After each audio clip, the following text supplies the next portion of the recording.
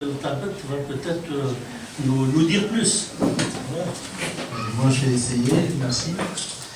Tout d'abord, je remercie les camarades de la Voie démocratique et c'est toujours un plaisir d'être parmi vous. Encore plus quand il s'agit de commémorer l'anniversaire de la disparition de notre camarade et de notre ami Abdel Mouchdel. Je vais essayer de donner quelques éléments à partir de l'histoire récente de la Tunisie par rapport à cette problématique qui est posée dans ce débat, à savoir les mouvements sociaux et la question du pouvoir, si j'ai bien compris, parce que c'est un des enjeux, si ce n'est pas l'enjeu principal de ce qui se passe chez nous en Tunisie et de tout mouvement social de mon point de vue. Donc la Tunisie, en réalité, elle a connu, durant, on va dire, ces 30-40 dernières années, des mouvements assez importants, assez conséquents, mais qui sont assez différents, je dirais. Chaque moment avait des caractéristiques bien déterminées. Le régime de Bourguiba, dans un certain moment, il a décrété que tous les syndicats, les structures associatives doivent se mettre au service de l'État, à l'époque PSD, le Parti socialiste boustorien, il est de l'époque. Et parmi on va dire les grandes luttes que la Tunisie a connues lors de son histoire récente, c'est notamment cette lutte syndicale marquée par la grève générale du 26 janvier 1978. Et donc à l'époque, le pouvoir voulait à tout prix avoir la main sur l'organisation, la seule organisation syndicale tunisienne, l'Union générale tunisienne du travail. Et donc il voyait de mauvais œil, c'est-à-dire l'élan revendicatif à l'époque de la direction du GTT. Et donc, on sait tous bien, après que le 26 janvier 1978, cette grève générale a été réprimée dans le sang. Tout ça pour dire que la dictature ne tolérait pas des mouvements sociaux, des syndicats indépendants, des associations culturelles indépendantes, des mouvements de chômeurs, d'étudiants, etc. Et cette question-là, le 26 janvier 1978, a marqué à jamais l'histoire du mouvement syndical en Tunisie. Et ça s'est résumé, le slogan fort de ce 26 janvier 1978, c'était la question de l'indépendance, de l'autonomie du mouvement syndical qui a été posée avec force. Donc, au milieu des années 80, la Tunisie, comme plusieurs autres pays, notamment le Maroc, a connu ce qu'on a appelé, ou que certains appellent, les émeutes de lapin. Du pain. Donc c'était dans un contexte international marqué par les recettes imposées par le Fonds monétaire international, à savoir les politiques d'ajustement structurel. Et en Tunisie, c'était la levée totale de la subvention des prix du pain. C'est pour ça que ce soulèvement-là, du 3 janvier 1984, a pris ce nom-là. C'était un soulèvement spontané, populaire. Il a traversé la Tunisie de bout en bout. Mais parmi ces caractéristiques, à la fois c'était un mouvement spontané très fort, mais à la fois qui n'a pas débouché sur une suite, je dirais. Le mouvement il s'est arrêté pratiquement, s'est totalement arrêté quand Bourguiba a annoncé qu'il revenait totalement sur cette augmentation brutale du prix du pain. C'est pour dire aussi que, c'est-à-dire ces soulèvements, ces mouvements sociaux ont besoin aussi d'outils de lutte. Ça peut être les syndicats, ça peut être les organisations de jeunes, ça peut être des organisations de chômeurs, et ça peut être aussi des partis politiques qui répondent aussi, c'est-à-dire à ces mouvements-là. Parce que la question, c'est-à-dire des mouvements sociaux, elle s'inscrit aussi dans un contexte lié à un mode, c'est-à-dire un mode de tout un système qui est en place, et c'est ce système-là qui assure la répartition des richesses, qui met en place les politiques sociales, etc., etc. Donc pour nous, justement, parmi les enseignements, parce que le 3 janvier 1984, il a interpellé les politiques, il a interpellé les mouvements de jeunes, les syndicalistes, etc. Et justement, nous, notre parti, le parti, à l'époque, c'était le Parti communiste des ouvriers de Tunisie, a été fondé une année, pratiquement jour pour jour. Après, on a marqué le premier anniversaire du 3 janvier 1984 en créant notre parti qui se voulait aussi porteur d'un autre projet de société, d'un projet de transformation sociale. Et je pense que la question des mouvements sociaux, la question de la transformation sociale est au cœur de ces préoccupations.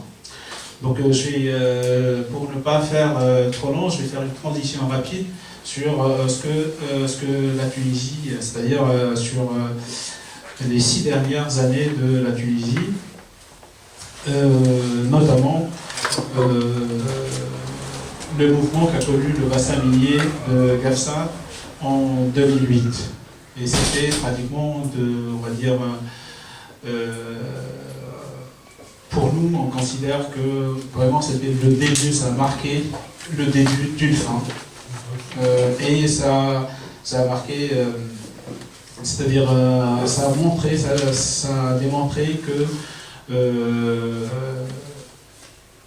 ce mouvement-là, c'est-à-dire avec sa profondeur populaire, avec toutes les revendications qu'il a portées, etc., avait la possibilité et a les moyens de gagner. Donc, le mouvement du bassin minier en 2008, il a démarré en fait avec une grève de la faim qui a été organisée par des jeunes chômeurs, des jeunes diplômés chômeurs qui protestaient contre les résultats du concours en fait d'embauche au sein de la CPG, la Compagnie Générale des Phosphates de Gafsa. Bien entendu, comme le reste, c'est-à-dire du système de l'administration, ce concours-là, les personnes qui ont été recrutées étaient choisies d'avance sur des critères arbitraires, plus sur une base de clientélisme que sur une base de compétences et de justice. Donc, en fait, cette région-là, elle concentre à la fois, c'est-à-dire il y a cette richesse-là, mais en même temps, de cette richesse-là, la population, elle n'a en retour que les problèmes environnementaux, que les problèmes d'eau, que le chômage, que le sous-développement, etc. C'était vraiment par excellence la région où les injustices sociales et les injustices interrégionales étaient flagrantes. En même temps, ce mouvement-là, c'était un des mouvements les plus structurés et les plus organisés. C'est un mouvement qui a duré sous le régime de Ben Ali, de janvier jusqu'en juillet 2008. C'est aussi pourquoi tout à l'heure je parlais du rôle des syndicats, du rôle des politiques, etc. Parce que ce mouvement-là, malgré cette situation dominée par la mainmise de la dictature sur l'ensemble du pays, à travers ce système policier qui est mis en place, ceux qui ont porté ce mouvement, c'était des militants politiques. C'était des jeunes de l'Union des diplômés chômeurs, c'était aussi des syndicalistes et des figures qui ont marqué le mouvement syndical au niveau régional et au niveau national. Et d'ailleurs, après la chute de la dictature, après la chute de Ben Ali, la plupart de ces militants-là sont ou des militants du Parti des travailleurs ou d'autres partis de gauche, et des militants qui sont engagés au premier plan. Donc ça aussi, c'était un élément important qu'on ne peut pas, c'est-à-dire négliger si on veut comprendre pourquoi ce mouvement-là avait cette profondeur populaire, parce que, notamment au niveau de la ville de RDF, à un certain moment, ils ont décidé de vider la ville, de rejoindre les montagnes pour se réfugier, etc. Et la ville était déserte. Et ça montrait la profondeur de ce mouvement. En témoigne également les milliers, les dizaines de milliers de personnes qui ont participé aux manifestations et qui ont continué à se battre jusqu'au bout. Donc ça, c'est aussi un élément important. Donc c'est vrai que pour le soulèvement du bassin minier, avec tous ces éléments-là, c'est-à-dire tous ces atouts-là, il a fait face à une répression féroce.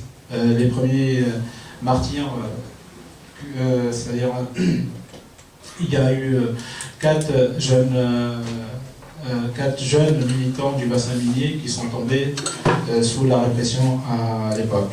Donc le seul problème qui se posait par rapport à ce moment-là, c'est effectivement, à l'époque, le régime de Ben Ali a réussi à étouffer, à éviter la contamination des autres régions par ce mouvement-là. Et justement, c'est ce qu'il n'a pas pu faire avec le déclenchement de la révolution à Sidi Bouzid le 17 décembre 2010. Donc, bien entendu, il y aura des femmes, et il y aura des femmes qui continuent jusqu'à aujourd'hui. Donc, je vais essayer de finir peut-être en laissant certaines questions pour le débat, pour dire que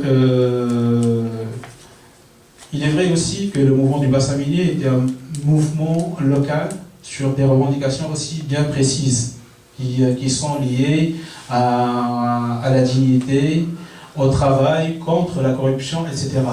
Mais aussi ce mouvement-là, il n'a pas atteint le niveau pour dire, c'est-à-dire pour s'ériger, c'est-à-dire pour demander le départ de la dictature, comme on l'a vu très rapidement avec le mouvement qui a démarré à Sidi Bouzid le 17 décembre 2010. Donc c'était aussi, c'est parti sur la base des mêmes réalités, à savoir marginalisation, répression, absence de développement, etc. Et rapidement, ce mouvement-là, il s'est propagé, et il s'est propagé en premier lieu dans toutes les régions et les zones déshéritées de la Tunisie, à savoir Sidi Bouzid, Kasserine, Tala, Gafsa, etc. Et après, ça a pris, c'est-à-dire ça s'est généralisé au niveau de l'ensemble du pays. Et donc, ce qui est différent, bien sûr, c'est cet aspect national de ce mouvement-là qui a pris une dimension qui traverse la Tunisie de bout en bout. Mais aussi, rapidement, il n'est pas resté à ce stade-là pour crier contre l'injustice, pour exiger des droits sociaux, il s'est transformé en un mouvement dirigé contre la dictature, et ça s'est transformé en un mouvement qui demandait et exigeait immédiatement le départ de Ben Ali et de son régime. Donc c'est là aussi cet élément-là qui est très important. En même temps, d'une manière assez différenciée, selon les secteurs, selon les régions, le rôle des syndicats, le rôle que le JTT a joué, c'était un rôle très important dans les grandes villes surtout, notamment à Sfax, à Tunis. Le mouvement syndical a fortement contribué, mais également tous les mouvements de jeunes, les mouvements politiques, même si, c'est-à-dire les partis politiques étaient réprimés, ils ont joué un rôle assez important, qui a permis par la suite aussi également que les choses ne s'arrêtent pas à ce niveau-là. Et donc, par la suite, il y a eu les sittings de la CASPA 1, CASPA 2. C'était aussi pour dire qu'on ne veut pas seulement le départ de Ben Ali, mais on veut un véritable changement qui opère une réelle rupture. Et depuis, bien entendu, c'est-à-dire le bras de fer, il est toujours engagé. Donc, ce que je peux dire aujourd'hui, c'est que il est vrai qu'on s'est débarrassé de Ben Ali, mais la question du pouvoir, qui est une question centrale dans toute révolution. Aujourd'hui, le pouvoir, il n'est pas entre les mains du peuple, il est resté du même côté, même s'il ne continue pas à diriger le pays de la même façon, de la même manière, parce que les mêmes choix sont reconduits, sont remis en place, et d'ailleurs on témoigne d'une manière générale la situation économique des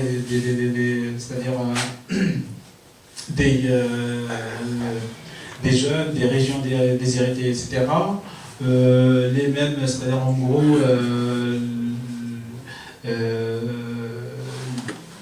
le taux de chômage qui frappe,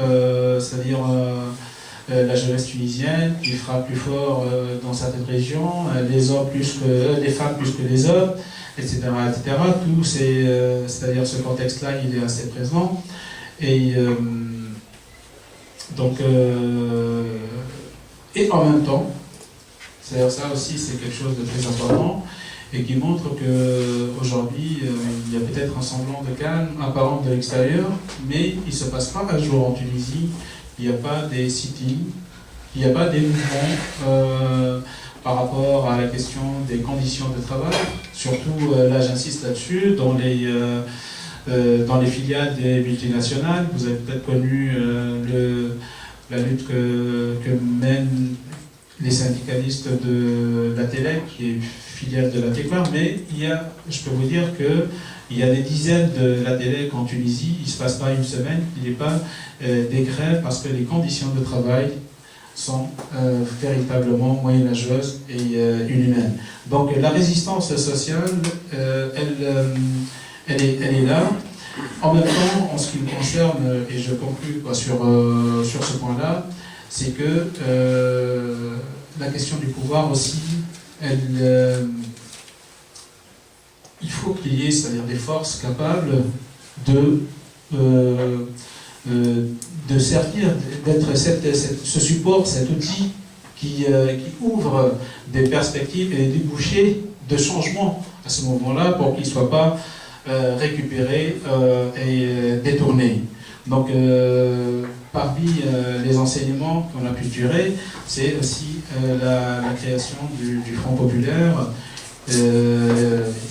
le 6 octobre, le 7 octobre 2012 en Tunisie.